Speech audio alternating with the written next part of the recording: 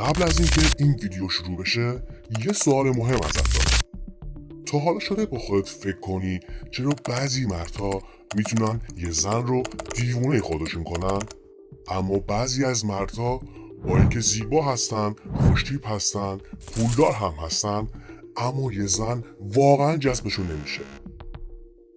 امشب قراره وارد یکی از ممنوعه ترین و واقعی ترین پرونده های رابطه زن و مرد بشیم. پرونده شماره 1، ارگاسم زن. پرونده ای که ممکنه بعد از دیدنش نگاهت به زنها، رابطه و حتی خودت برای همیشه عوض بشه و تبدیل به یک انسانی بشی که به قبل و بعد از این ویدیو تقسیم میشه. پس اگه دنبال این حقیقت هستی جرأت داشته باش و تا آخر این ویدیو همراه من بمون.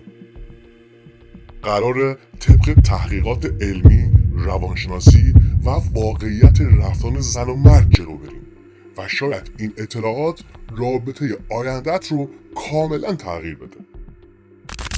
در انتهای این ویدیو هم یک راز بسیار مهم گفته میشه که میتونه نگاه شما رو تغییر بده. حالا بریم سراغ پوزیشن هایی که طبق تجربه، روانشناسی جنسی و واکنش های فیزیکی بدن شانس ارگاسم زن رو چندین برابر بیشتر میکنه و حتی بعضی از زنهایی که دیر ارضا هستن رو هم در عرض چند دقیقه به ارگاسم میرسونه. 1. استایل زن روی مرد. این پوزیشن یکی از قوی ترین حالت ها برای رسیدن زن به ارگاسمه، چون کنترل کامل حرکت دست خود زنه. زن میتونه زاویه لگن، سرعت حرکت، میزان فشار و عمق دخول رو خودش تنظیم کنه.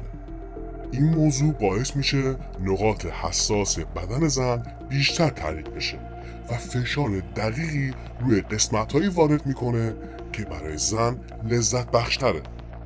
وقتی زن بالا قرار میگیره جریان خون در ناحیه جنسی بیشتر میشه، عضلات لگن فعالتر میشن و بدنش کم کم وارد فاز تحریک شدیدتر میشه.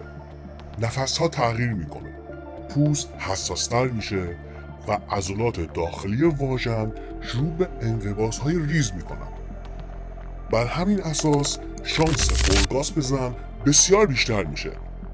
اما فقط زن نیست که در این حالت لذت میبره. برای خیلی از مردها دیدن زنی که خودش کنترل رابطه رو دست گرفته، حرکات بدنش آزادتره و داره لذت واقعی رو تجربه میکنه فوق‌العاده تحریک برانگیزه. از نظر ذهنی هم حس خاصه شدن و تسلط روی لحظه ها هیجان مرد رو بیشتر میکنه. خیلی از زنها وقتی کنترل رابطه دست خودشونه کمتر استرس میگیرن و راحتتر میتونن بدن خودشون رو رها کنن و بدن زن وقتی رها بشه خیلی سریعتر به ارگاسم نزدیک میشه. 2. داگی استایل. این پوزیشن برای بعضی زنها فوق‌العاده قویه، چون زاویه ورود آلت مرد باعث میشه تحریک عمیق‌تر بشه و قسمت‌های حساس داخلی واژن بیشتر تحریک بشه. وقتی بدن زن کاملا تحریک شده باشه دیواره‌های داخلی واژن حساس‌تر میشه و تماس عمیق‌تر میتونه لذت بیشتری رو ایجاد کنه و این قضیه میتونه عصب‌های بیشتری رو درگیر کنه و رسیدن به ارگاسم رو زودتر کنه، مخصوصا اگه همزمان کلیتوریس زن لمس یا تحریک بشه. در این حالت معمولا بدن زن واکنش‌های واضح‌تری نشون میده. قوس کمر بیشتر میشه، عضلات پا سفت میشن، تنفس سنگین‌تر میشه و بدن کم کم کنترل خودش رو از دست میده.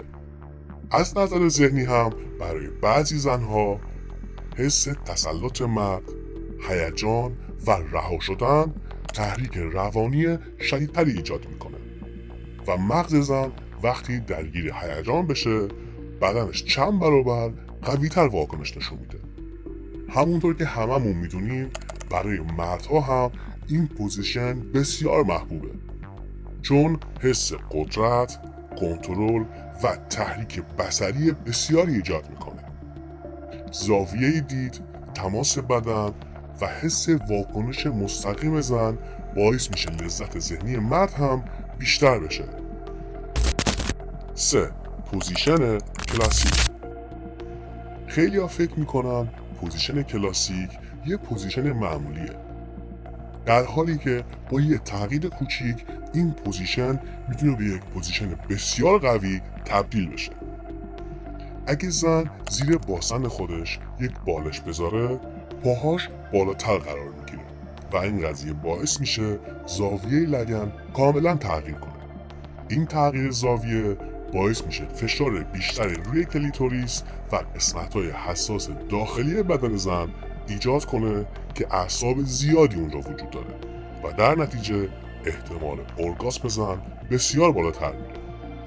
از لحاظ احساسی هم این پوزیشن برای خیلی از زنها فوق‌العاده مهمه، چون تماس چشمی ایجاد میشه، بوسه و بغل کردن اتفاق میفته و نزدیکی صورت‌ها باعث ترشح هورمون‌هایی میشه که حس عشق، امنیت و آرامش رو ایجاد میکنه.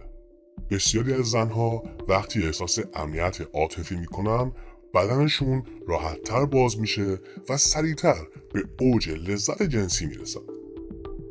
برای مردها هم این پوزیشن حس صمیمیت شدیدتری ایجاد میکنه، چون لمس کامل بدن، دیدن صورت زن، بوسه ها و واکنش های نزدیک احساسی باعث میشه رابطه فقط فیزیکی نباشه و از نظر روانی هم عمیق‌تر بشه.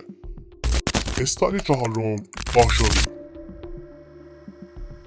این پوزیشن آرومتره، اما برای خیلی از زنها یکی از لذت بخشترین حالت است، چون بدن در حالت ریلکس قرار میگیره و عضلات راحت‌تر شل میشن و زن کمتر استرس یا فشار حس میکنه. وقتی استرس هم کم بشه، طبق صحبت‌های گذشته متوجه میشیم که بدن زن راحت‌تر تحریک میشه. در این حالت مرد خیلی راحت میتونه همزمان گردن، سینه، شکم یا کلیتوریس زن رو لمس کنه و این تحریک ترکیبی برای خیلی از زن هاست که به یک حس فوق‌العاده برسن. از نظر ذهنی هم این پوزیشن حس امنیت، عاشقانه بودن و نزدیکی احساسی شدیدتری رو ایجاد میکنه. خیلی از زنها دقیقاً در همین فضای آرام و صمیمیه که راحت‌تر به ارگاسم میرسن. برای مردها هم تماس کامل بدنها، نفس کشیدن نزدیک، حس آرامش و واکنش نرمی بدن زن لذت متفاوتی ایجاد میکنه که بیشتر احساسی و عمیقه. اما بریم سراغ رازی که باید بهتون بگم.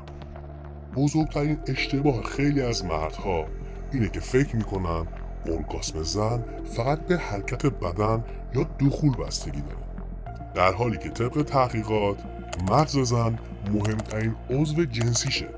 اگه ذهن زن درگیر نشده باشه، اگه احساس امنیت، هیجان، خواسته شدن و راحتی رو درک نکنه، حتی بهترین رابطه جنسی هم ممکنه براش لذت بخش نباشه. بعضی زنها بیشتر با لمس تحریک میشن، بعضیا با حرف، بعضیا با حس عاشقانه، بعضیا با تسلط مرگ و بعضیها با ترکیب همه اینها. برای همینه که اگه مردی فقط به فکر تمام کردن رابطه جنسی و فیزیکی باشه، معمولا هیچ وقت بدن زن رو واقعا نمیفهمه. اما مردی که به نفس کشیدن زن، صداش، لرزش بدن، واکنش پاهاش، تغییر نگاهش و حسش دقت کنه، خیلی سریع یاد میگیره که چه چیزایی اون زن رو به اوج واقعی و ارگاسم میرسونه. اینجاست که رابطه از یک سکس ساده تبدیل میشه به لذتی که توی ذهن و بدن هر دو نفر میمونه. نکته بسیار مهم اینه که اگه مردی بتونه یک رابطه جنسی خوب هم از لحاظ فیزیکی و هم از لحاظ ذهنی با یک زن بسازه، میزان جذابیت و درگیر کردن زن به خودش رو بسیار بیشتر میکنه. و یه نکته باز هم مهم اینه که نباید از پرسیدن بترسیم. بعضی مردم فکر میکنن اگه از زن بپرسن که چی دوست داره یا چی جذبشون میکنه، این موضوع باعث میشه که اعتماد به نفس و عزت نفسشون رو از دست بدن و زن فکر کنه که این مرد تجربه‌ای در این زمینه نداره. اما وقتی از زنی بپرسید که واقعا چه چیزی بدن و احساساتشون رو درگیر میکنه، اونا میتونن خیلی راحتتر این موضوع رو بیان کنن و رهاتر باشن و مرد هم با انجام این موضوعات میتونه یه سکس بسیار خوب به زن بده و جذابیت و اعتماد به نفس خودش رو هم بیشتر کنه. پس به جای اینکه فقط بخوایم خوب عمل کنیم، یاد بگیریم که اون زن خاص رو بشناسیم، چون هیچ فرمول یکسانی برای همه زنها وجود نداره. شاید راز ارگاسم واقعی زنها دقیقا همین باشه، اینکه زن احساس کنه فقط یه بدن نیست، بلکه مرد داره ذهن، احساس و خواسته هاش رو هم لمس میکنه. این فقط پرونده شماره 1 بود و هنوز خیلی از رازهایی که پشت درهای بسته اتفاق میفته باز نشده. اگه آماده ای وارد تاریک ترین و واقعی ترین پرونده های رابطه زن و مرد بشی و از موضوعات علمی و روانشناسی اونا رو بررسی کنی، این کانال یعنی پرونده های ممنوعه رو سابسکرایب کن و با لایک و کامنت از من حمایت کن.